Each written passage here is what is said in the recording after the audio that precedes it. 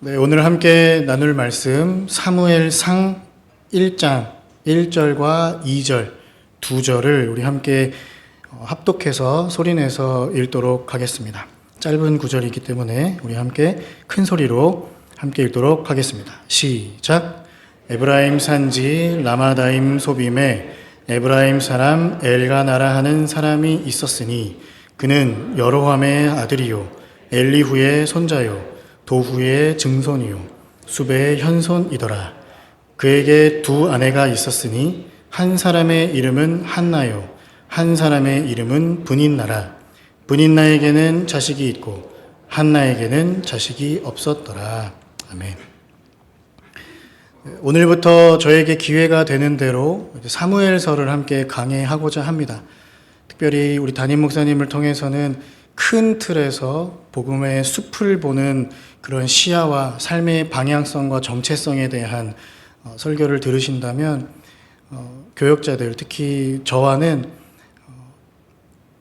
세세하게 세부적으로 복음의 숲보다는 나무와 꽃들과 새와 동물들과 함께 나비와 이런 것들을 좀 살펴보면서 확대도 해보고 하나하나씩 체크해가면서 말씀을 나누는 게 더 좋지 않을까 해서 이렇게 설교를 진행하도록 하겠습니다.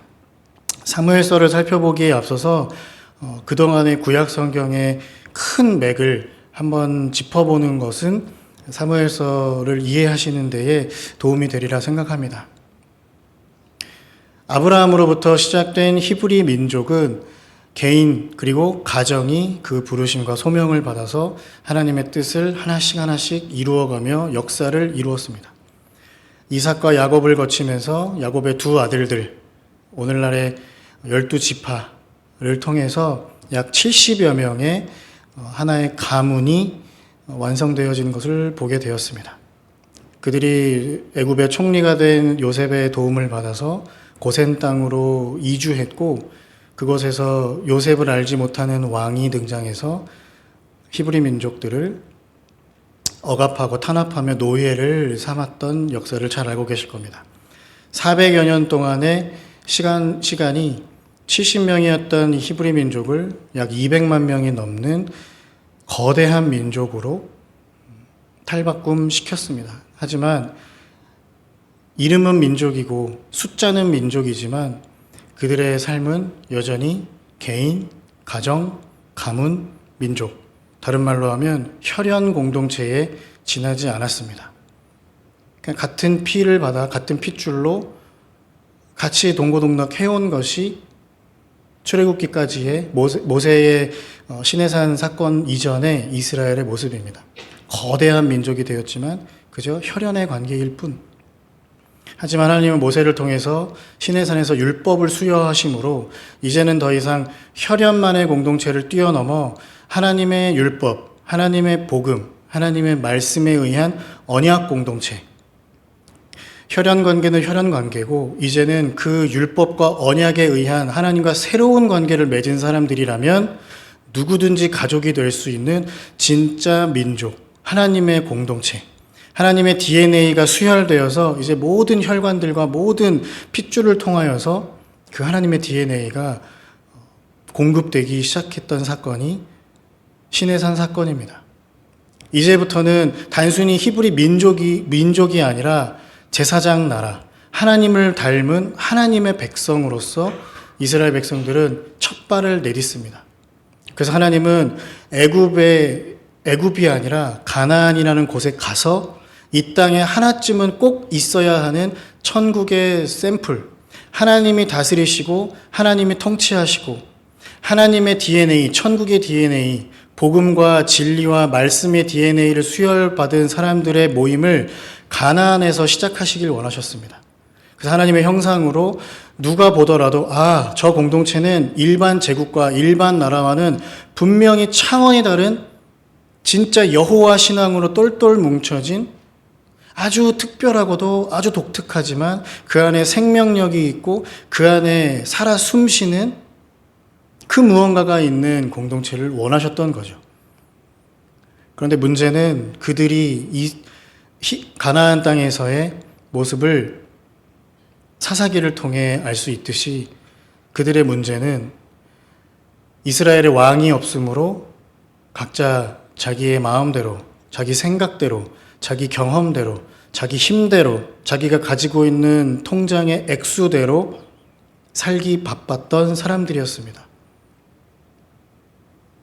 성경 본문에는 이스라엘의 왕이 없었다고 했지만 사실 더 깊이 묵상해 보면 이스라엘의 왕이 너무 많았다는 반증이기도 합니다. 하나님 외에 섬기고 싶었던 것들이 너무 많았던 거죠. 하나님 외에 보이는 것들이 너무 많았습니다. 자신이 숭상하고 추앙하는 것들이 너무 많았기 때문에 사사기는 매 순간마다 실패하고 넘어지고 몰락하고 부패되고 흑암의 시대로 갔던 시기가 사사시대입니다. 그럼에도 불구하고 하나님은 그런 이스라엘 백성들을 포기하지 않으시고 룻기라는 아주 얇고 협소한 그 성경을 통해 룻이라는 인물과 나오미 그리고 보아스 이들을 통하여서 하나님 나라의 DNA를 수혈받은 사람들의 진짜 모습은 이러하구나. 사사기에 얼마나 기라성 같은 유명하고 힘센 사사들이 많이 나옵니까? 신비롭고 말로 설명할 수 없는, 과학적으로도 증명할 길이 없는 많은 기적들이 나타났던 시기였음에도 불구하고 그들의 마음속에는 하나님의 나라, 하나님의 공동체, 과장을 조금 보탠다면 관심조차 없던 시대가 사사기였습니다. 그렇지만 룻기를 통하여서 아주 일상적이고 사소한 그 삶 속에서도 하나님을 정말 바르게 믿고 바르게 사랑할 줄 알고 그 바르게 믿고 하나님을 사랑하는 만큼 타인에 대한 배려와 섬김, 나눔과 감사, 서로가 서로의 빚쟁이가 되어주고 싶어 서로에게 빚을 지어줄 수 있는 그런 공동체는 룻기에 이르러서 등장했습니다. 어떻게 보면 보잘것없고요. 그렇게 별 볼 일 없는 하나의 가정이었거든요. 하지만 그 가정에 탄생하게 되었던 오벳을 통해, 오벳은 전에도 제가 설교할 때도 소개해드렸지만 성경 어디에도 혈연의 가족 아닌 사람들이 그 자녀에게 이름을 지어주는 경우는 없습니다. 근데 오벳은 아주 특별하게도 그 주민들의, 그 주변 이웃들의 사랑으로 오벳이라고 이름을 지어주고 그들이 함께 키우겠습니다. 함께 양육하겠습니다. 함께 먹이겠습니다. 함께 위로하겠습니다. 함께 격려하겠습니다. 하면서 그 한 생명을 온 공동체가 그 오벳을 섬겼던 그 공동체, 이러한 나라를 하나님께서는 이제 확대하시기로 사무엘서를 통해 우리들에게 보여주시는 거죠. 이제 단순히 천국의 DNA를 받은 한 민족이 아니라 이제는 그것을 또 뛰어넘어서 더 큰 나라, 하나님께서 통치하시고 하나님께서 책임지시는 그 나라로 발돋움하고자 사무엘서 첫 장을 넘기셨습니다. 이러한 시기에 있는데 이제 새로운 나라를 건국하기 위한 그 초입에 들어와 있는데 우리들에게 가장 필요한 것은 무엇이냐? 이스라엘의 왕이 없는 게 아니라 너무 많아서 쳐다볼 왕들이 너무 많고 향해야 하는 왕이 너무 많았는데 이제 우리에게는 주님만 바라보는 신앙, 주만 바라보는 믿음, 어떠한 조건 속에서 어떤 환경 속에서도 주님만을 바라보며 나아갈 수 있는 신앙이 우리에게 절실히 필요합니다. 그래서 우리 그런 마음을 담아서 우리 교회가 이제 20주년이 되어 이제 20년의 역사를 가지고 있는 교회인데 20년 이후부터 더욱더 건전하고 건강한 교회가 되기 위해서는 주님만 바라보는 것이 필요하구나. 우리 그런 마음을 담아서 주만 바라볼지라 한번 찬양하고 계속 설교를 이어가도록 하겠습니다.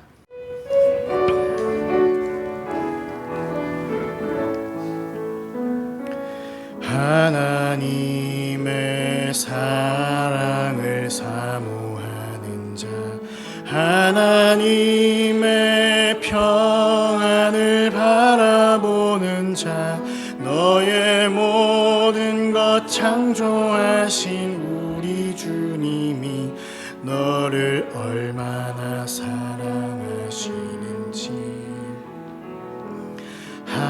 하나님께 찬양과 경배하는 자, 하나님의 선하심을 닮아가는 자, 너의 모든 것 창조하신 우리 주님이 너를 자녀 삼으셨네.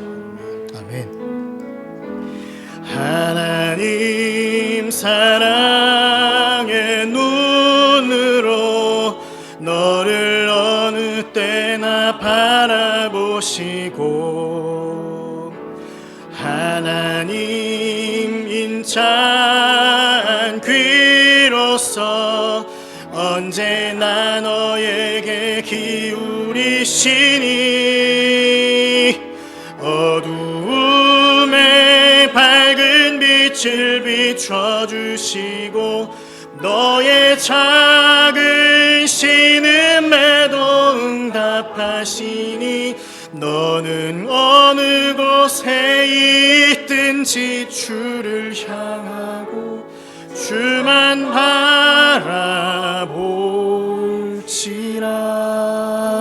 바라볼지라. 이 찬양의 가사를 하나님께서는 사무엘서를 여는 이스라엘 공동체에게 당부하는 음성으로 들으시면 더욱 마음에 와닿으실 거라 생각합니다. 지금까지는 실패했어. 지금까지는 너희들 마음대로 살았지. 하지만 이제부터는 나만 바라보며 살아라.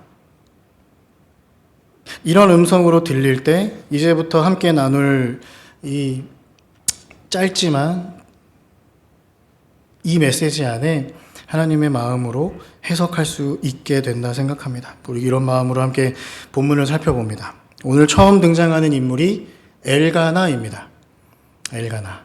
엘가나의 이름 뜻은 하나님이 형성하셨다. 하나님이 소유하신다. 조금 더 넓은 의미로 해석해보면 하나님이 책임지신다. 하나님이 인도하신다는 뜻입니다. 히브리어 엘르카나. 히브리어 성경은 사사기와 사무엘상 사이에 룻기가 없습니다. 룻기는 저 뒤로 빠져 있고요. 그 말은 히브리어 성경으로 처음부터 창세기부터 아무 전제 조건 없이 히브리어 성경으로 쭉 읽다 보면 이 엘가나라는 이 단어가 이 인물의 이름 뜻이 더욱 새삼스럽게 크게 다가올 겁니다. 왜냐하면 창세기부터 신명기까지 그리고 여호수아 사사기를 걸치면서 이스라엘의 실패한 역사가 너무나 낱낱이 고발되어 있기 때문입니다. 특히 사사기가. 그런데 사무엘서를 딱 첫 장을 넘기자마자 등장하는 인물의 이름이 하나님이 형성하셨다. 하나님이 소유하셨다. 하나님이 책임지고 인도하실 거야. 이제 많은 기대와 부푼 꿈이 생기기 시작합니다. 이제 사사시대는 완전히 끝을 내고 하나님의 새로운 역사, 새로운 나라, 진짜 천국 DNA를 수혈받은 참다운 공동체가 이 엘가나로부터 시작되겠구나. 이런 기대감이 여러분들 마음속에 생기기를 소망합니다. 두 번째로 보면 그가 살았던 지역을 소개하고 있거든요. 에브라임 산지라고 합니다.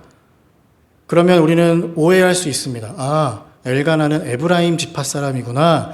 여호수아와 같은 지파였겠구나 생각할 수 있지만 그렇지 않습니다. 엘가나는 레위 지파에 소속되어 있는 레위 지파 레위 사람이고요. 레위인들은 따로 땅을 받지 않았기 때문에 각 지파의 성읍에 흩어져서 그 안에서 하나님의 사역을 감당했던 인물들입니다. 또한 그 하나님의 사역이라는 것은 단순히 예배, 제사, 말씀 선포, 성가대 이런 사역들만이 아니라 옛날 그 레위기와 신명기 그 역대기를 좀 살펴보시면 레위인들은 그런 성전, 성막의 사역만이 아니라 일상생활에서 옛날에 서당의 훈장님처럼 혹은 오늘날의 공부방처럼 그 지역 주민들의 율법 교사의 역할도 했고 또 때로는 성도 간에, 지파 간에, 가족 간에 송사와 재판 등이 열릴 때 율법을 근거로 그들에게 판결을 해주기도 했던 사람들이 레위인들입니다. 그래서 아마 엘가나는 직접적인 성막 사역자가 아니라 일상생활에서 율법과 복음과 말씀과 진리를 토대로 공동체를 때로는 조율하기도 하고 조화롭게 자신의 맡은 일도 최선을 다하고요. 그러한 삶을 살았던 인물입니다. 그러니까 우리에게는 또다시 기대감이 생기는 거죠.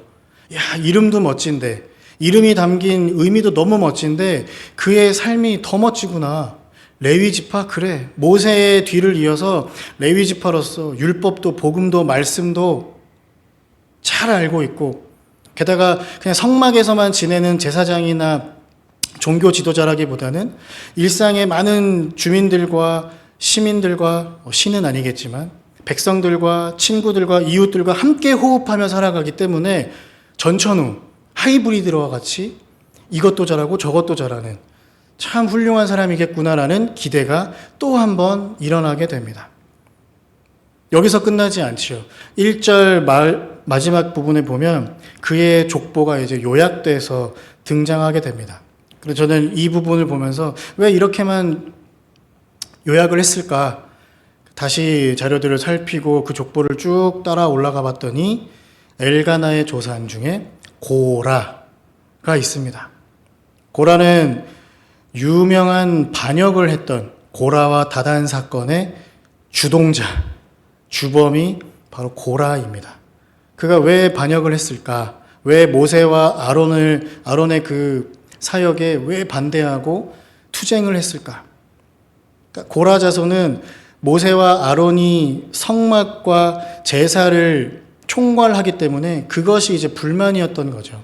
고라 자손은 성물과 성막의 기구들을 관리하고 보존하던 사람이었기 때문에 하나님의 불기둥이 또 구름기둥이 움직일 때마다 그 성막을 철거했다가 또 조립했다가 깨끗하게 관리도 해야 했고 혹시 상하면 책임 추궁까지 받아야 했던, 어쩌면 이인자 컴플렉스에 사로잡혔던 사람일 수 있습니다.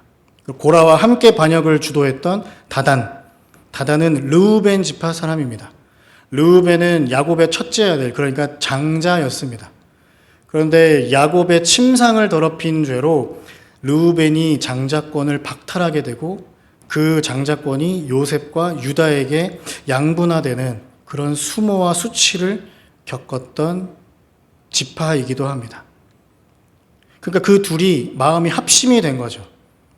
둘 다 이인자 컴플렉스로서 이렇게는 도저히 못하겠다, 불공평해 하면서 반역을 했던, 그러니까 우리나라 옛 역사적으로 보면 역모를 했던 집안의 자손이 엘가나라는 뜻입니다. 그러니까 어떤 분들에게는 그것이 굉장히 불편할 수 있습니다. 어떻게 역모를 한 후손이 이 성경 전면에 등장할 수 있는가? 멸절당해서 역사에 사라져도 모자랄 판에 어떻게 역모한 집안의 후손이 등장한단 말인가? 할 수도 있겠지만 은혜를 알고 있는 우리에게는 엘가나의 등장 자체가 아주 놀랍지만 하나님의 은혜와 그 섭리가 느껴지는 대목입니다. 하나님은 역모를, 반역을 꿈꿨던 자들의 자손도 이렇게 성경 인물에, 그것도 사무엘서의 첫 등장인물로 사용하시다니. 그러니까 이 모두가 엘가나라는 이 이름 하나로 우리에게 너무나 큰 희망과 소망이 생기는 거죠. 그래, 이제 됐다. 사사시대의 모든 잔뿌리들을 다 걷어내고 진짜 새롭게 시작할 수 있겠다 하는 마음이 그들에게, 우리 모두에게 들 수 있습니다. 그런데 문제가 생기지요. 2절을 시작하면서 바로 그 큰 문제가 생깁니다. 2절 첫 문장, 그에게 두 아내가 있었으니. 저에게 반문하실 수 있습니다. 아니 목사님, 오늘날에야 두 아내를 갖는 것이 금지되거나 금기시되지만 우리나라의 옛 과거에도 뭐 그런 경우들이 왕왕 있어 왔고, 성경 인물 중에 사실 일부다 처제를 채택하지 않은 가정이 얼마나 있습니까? 라고 하실 수 있지만 그 말씀도 맞습니다. 하지만 하나님께서 수용하시고 용납하신 것 뿐이지 인정하시고 허락하신 건 아니거든요. 하나님의 창조의 질서란 아담의 갈빗대를 통하여서 하와를 만드신 것이 창조의 질서입니다. 둘이 한 몸이니라 라는 말씀 더 깊이 묵상해 보면요, 둘만 한 몸이니라가 하나님의 창조의 질서입니다. 그런데 엘가나는 그 아주 멋진 이름과 훌륭한 배경과 그의 구체적인 삶에서 드러나 보이는 그 멋진 신앙에 비해서 진짜 자신의 삶의 선택에 있는 그 순간에는 하나님의 창조의 질서, 하나님이 인간에게 가장 처음 명령하시고 가장 처음 부여하신 그 정체성, 부부는 둘만 한 몸이다라는 그 사실부터 어긋나고 무너지는 삶을 살았던 인물입니다. 5절을 보시면 한나에게만 재물의 분깃을 갑절로 주는 장면도 등장합니다. 여기서 갑절이란 곱하기 2라고 할 수도 있고 스페셜한 특별한 것들만 한나에게 주었다고 해석될 수도 있습니다. 어찌되었던 간에 두 아내가 있지만 한 아내에게만 편애를 하고 있는 엘가나의 모습입니다. 흥미롭게도 창세기에 등장하는 거의 모든 부부 혹은 모든 가정은 이 편애 때문에 그 가정이 풍비박산 나는 것을 볼 수 있습니다. 이삭과 이스마엘이 그랬습니다. 야곱과 에서도 그랬고요. 라헬과 레아도 그랬습니다. 요셉과 형들도 마찬가지입니다. 그 형제 자매 간의 우애가 문제가 아니라 부모들의, 가장의, 어머니 아버지의 적절하지 않은, 현명하지 않은, 지혜롭지 않은 편애가 그 가정을 완전히 풍비박산 내는 역사가 성경 가득 있습니다. 엘가나는 외적으로 드러나는 신앙은 꽤 훌륭하고 성숙한지 모르겠습니다. 하지만 자신의 가정에서는 편애하고 내가 처음 사랑했고 내가 더 사랑하는 자에게 갑절에 혹은 특별한 것을 주면서 그 가정을 콩가루 집안으로 만드는 장본인이 바로 엘가나입니다. 또 엘가나의 문제점을 발견할 수 있습니다. 2절 중반을 보시면 제가 방금 표현했던 대로 엘가나는 한나를 처음 사랑했고 더 많이 사랑했던 것은 팩트입니다. 왜냐하면 2절에 보시면 두 아내가 있었으니 한 사람의 이름은 한나가 먼저 등장하지요. 한나가 등장하고 그 뒤가 브닛나입니다. 한나가 먼저, 브닛나가 먼저, 뒤. 하지만 채 한 절이 끝나기도 전에 이 위치가 바뀌게 되는 것을 볼 수 있습니다. 브닛나에게는 자식이 있고 한나에게는 자식이 없었더라. 엘가나의 마음 상태 혹은 신앙 상태 그리고 세상을 보는 관점, 나아가 자신의 배우자들을 인식하는 관점이 자녀가 있고 없고 나에게 도움이 됐는지 안 됐는지의 그 여부로 사회적인 체면을 살려주었던 브닛나가 또 내가 죽고도 내 대를 이어줄 수 있는 브닛나가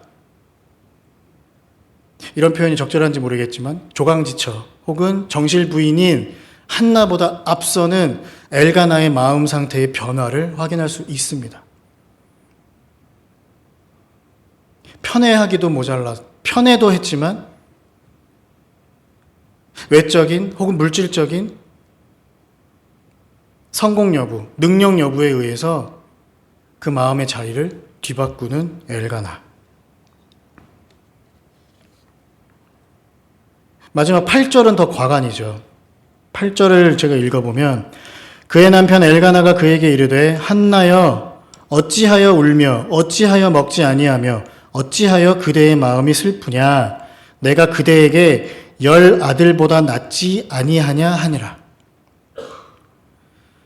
한나가 울며 불며 하나님께 매달리고 기도하는 것은 단순히 아들이 없어서 브닛나 보기에 민망하고 창피해서 사람들에게 손가락질 당하고 무시당하는 게 싫어서 하나님께 매달린 게 아니라 그 당시의 종교적인 혹은 그 당시의 신앙적인 흐름 혹은 문화는 태의 열매를 맺지 못하는 여인은 하나님께 저주를 받았다고 생각했기 때문입니다. 한나는 내가 자녀를 갖지 못하는 것이 하나님께서 내 태의 문을 막으신 것이 나의 어떤 죄 때문인가? 아니면 내가 지금 하나님께 징계를 받고 있나? 아니면 내가 하나님께 잘못한 게 있나? 그 답답하고 그 한스러움 때문에 하나님께 매달리는 것인데, 남편인 엘가나는 눈치도 없고 속도 없고 나아가 영적으로도 무지몽매해서 내 아내가 왜 저렇게 힘들어하고 왜 저렇게 우는지 전혀 이해하지도 납득하지도 못했던 사람입니다. 그러니까 정말 하찮은 표현, 아들 뭐 필요해? 내가 열 아들 부럽지 않아. 정말 굉장히 실망스러운 모습인 거죠. 한나의 마음을 헤아려 주지 못하는 그런 배우자. 이 모습은 다음번 설교 때 다시 보겠지만 대제사장이라고 하는 엘리의 모습과도 동일합니다. 한나가 제사를 드리러, 예배를 드리러 성전에 성막에 올라갈 때마다 정말 애달고 애처롭고 처절하게 기도해서 음성조차도 이 성대를 통해서 입 밖으로 아무 말도 못 나올 정도로 뻐끔뻐끔하면서 기도를 했습니다. 근데 대제사장이라는 사람이, 영적으로 가장 깨어 있어야 되는 사람이 모든 성도들과 모든 백성들을 두루두루 살피면서 안아주고 이해하고 사랑해야 하는 사람이 술 취해가지고 예배실에 와서, 기도실에 와서 저렇게 술주정을 부리고 있어, 이렇게 나무라고 있는 대제사장을 볼 수 있는 것이죠.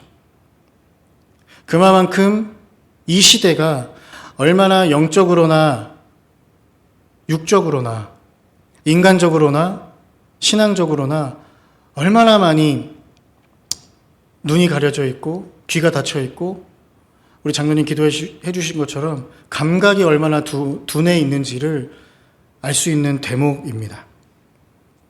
분인나도 크게 다르지 않죠. 분인나의 이름은 진주, 보석, 붉은 산호의 뜻을 가지고 있습니다. 아주 화려하고 아름답고 귀한 이미지죠.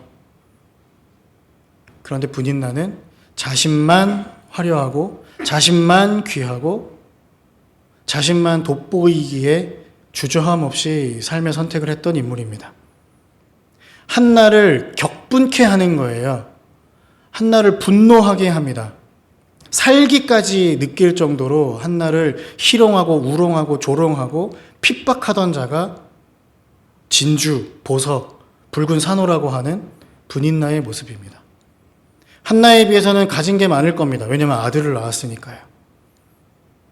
처음에는 한나 뒤에 있었지만 아들을 낳은 순간 한나보다 더 앞에 엘가나의 사랑을, 혹은 엘가나의 그 마음을 더 많이 받고 있는 자가 분인나이기에 분인나는 기세등등하게 한나를 핍박하고 조롱합니다.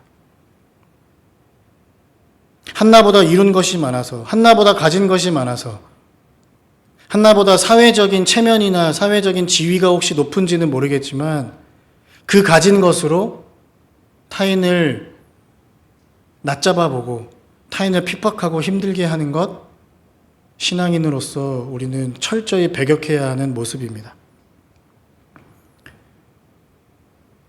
그래서 이 모든 것들을, 엘가나와 분인나의 삶의 모습을 아름답게 조합해서 오늘날 우리에게 적용을 합니다.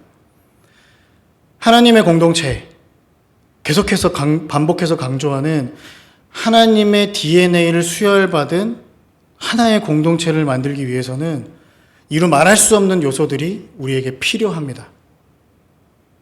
그런데 그것을 더 깊이, 더욱더 많이, 더 넓게 생각해 보면 어쩌면 필요한 요소들을 생각하기보다 우리 안에서 제거해야 하는 요소들도 많다는 것을 우리 마음속에 새겨야 합니다. 이름만 엘가나인 신앙, 이름만 분인나인 신앙, 이제는 우리 교회가 20년이 된 이 시기에 우리 안에서 하나씩 제거하고 청산해야 하는 신앙의 모습입니다. 이름만 엘가나고 이름만 분인나여도 여전히 내가 바라보는 분은 오직 하나님만이 아니라 여전히 세상의 수많은 것들을 나의 우상으로 삼고 나의 왕으로 삼고 내 욕구와 본능에 충실한 삶, 주일날 교회에서는 아멘하며 끄덕이며 다짐하고 때로는 눈물로 호소하고 말씀에 의해서 마음도 뜨거워지고 비전이 강화되고 회개와 도전이 동시에 부릴 듯 일어나면서도 실제 생활에서는 성도로서, 목회자로서, 중직자로서 우리 쉼과 회복 있는 교회의 가족으로서의 삶 잘 살고 있는지 저부터 돌아보고 회개하고 점검해야 합니다. 우리가 늘 매주 혹은 매일매일 영적인 가족 공동체, 하나님의 핏값으로 세우신 우리 교회 공동체, 교회는 건물이나 주소지가 아니라 성도들의 모임과 사랑을 서로 교제하고 나누는 그 모임의 상태, 서로를 사랑하고 좋아하고 위로하고 격려하는 그 상태가 교회라고는 하지만 우리들의 실생활에서 우리의 월화수목 금토일까지 우리의 삶은 어떤 모습인지 되돌아봐야 합니다. 외적인 신앙, 더 이상 말로 하는 신앙,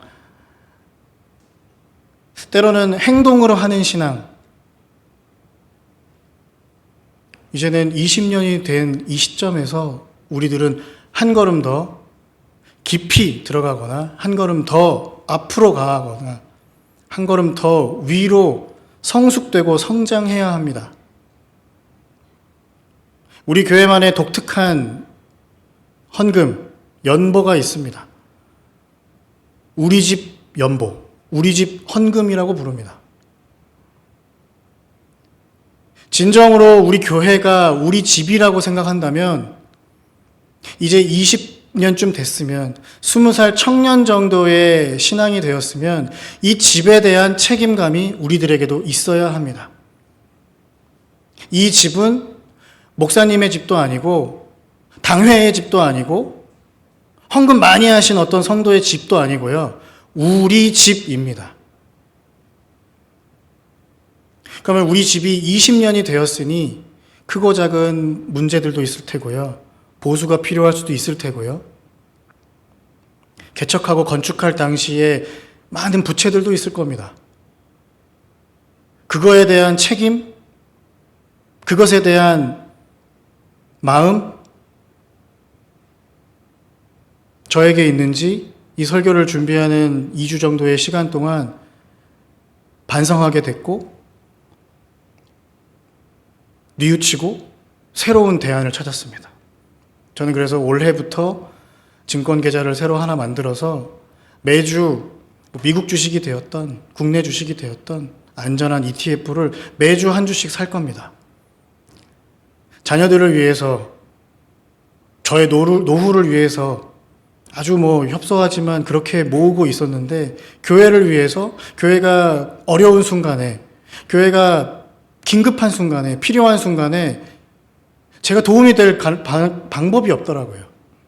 적금이나 예금은 만기일이 있기 때문에 유동성에서 떨어집니다. 물론 수익률도 떨어지고요. 그래서 저는 교회의 비상시에 사용할 수 있는 비상금을 그런 식으로 모으려고 합니다.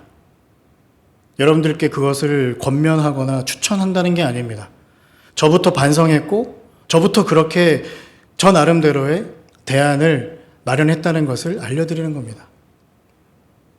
교회가 내 가족이라고 하면서, 우리 집이라고 하면서 교회가 어려울 때, 교회가 힘들 때 나는 무엇 했나 돌아보면서 구체적이고 실질적인 대안과 방법이 제시될 수 있는 성숙한 20주년이 되어야 합니다. 비전 2040도 선포된 지 5년이 지나고 6년 이상 흘러가고 있습니다. 좌측에 있는 이 슬로건만 우리 마음속에 새기는 게 아니라 이제는 구체적으로 내가 뭐 해야 할까? 내가 무엇을 해야 할까? 자녀들이 행복할 수 있도록 나는 뭘 해야 할까? 26년도 새해가 밝았기 때문에 우리의 어떤 새로운 다짐들을 다시 결의할 수 있는 좋은 타이밍이라고 생각합니다. 어르신들의 평안을 위해서 나는 뭘 해야 할까? 작년까지는 그래서 우리가 뭐 한대? 그래서 목사님은 어떻게 하신대? 당회는 어떻게 하신대? 이게 아니고요. 20년이 되는 26년에 나는 뭘 할까? 이제는 무임승차를 거두시고 교회가 2040, 2060, 2100 끊임없이 계승되고 상속되고 이어질 수 있도록 오늘 우리의 이 공동체와 이 교회를 위해서 내가 무언가를 해야 할 때입니다. 그것이 건강하고 성숙하고 아름다운 하나님의 공동체가 되는 겁니다. 이름만 가족 말고요. 헌금 제목만 우리 집 말고요. 진짜 내 집이라 생각하고 내 집이 어려울 때, 힘들 때 도움이 될 수 있는 구체적인 실천 우리에게 있어야겠습니다.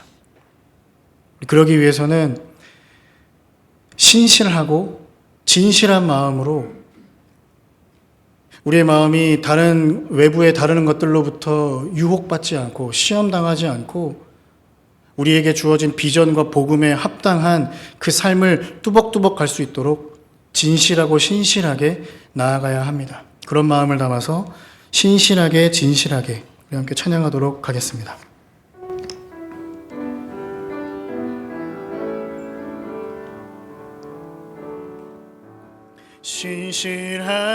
신실하게 진실하게 거룩하게 살게 하소서. 신실하게 진실하게 거룩하게 살게 하소서. 한 번 더 신실하게 신실하게 진실하게 거룩하게 살게 하소서. 신실하게 진실하게 거룩하게 살게 하소서.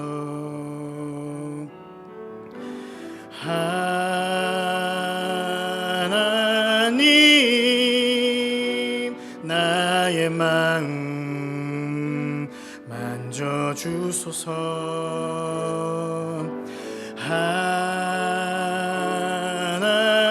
하나님 나의 영혼 새롭게 하소서. 신실하게 진실하게 신실하게 진실하게 거룩하게 살게 하소서. 신실하게 진실하게 거룩하게 살게. 함께 고백합니다. 하나님 나의 기도 들어주소서.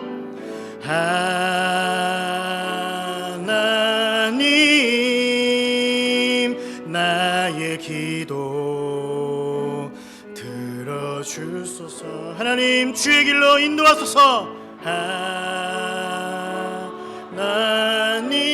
하나님 주의 길로 인도. 한 번 더 고백하겠습니다. 하나님 나의 기도 들어주소서.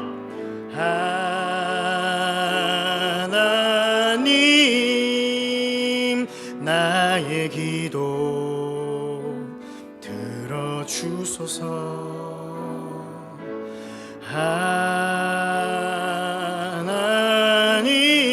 하나님 주의 길로 인도하소서.